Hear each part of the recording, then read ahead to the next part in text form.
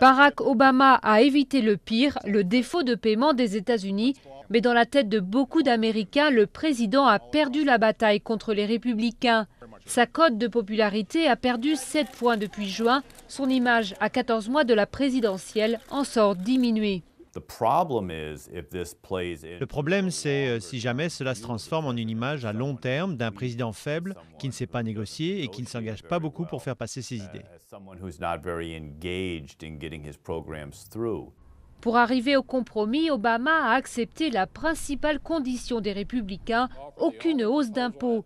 Et surtout, le plan qu'il a signé prévoit des coupes budgétaires énormes, 2100 milliards de dollars sur 10 ans, un coup dur pour certains programmes sociaux comme les allocations chômage.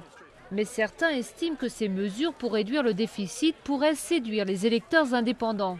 Certains de ses arguments ces dernières semaines étaient un appel au compromis et à la coopération des deux partis. Ce sont des mots importants pour l'électorat indépendant qui sera crucial pour sa réélection. En faisant ce pas vers le centre de l'hémicycle et en capitulant face aux exigences du Tea Party, l'aile ultra-conservatrice des républicains, Obama s'est attiré les foudres de son propre parti et il a déçu sa base.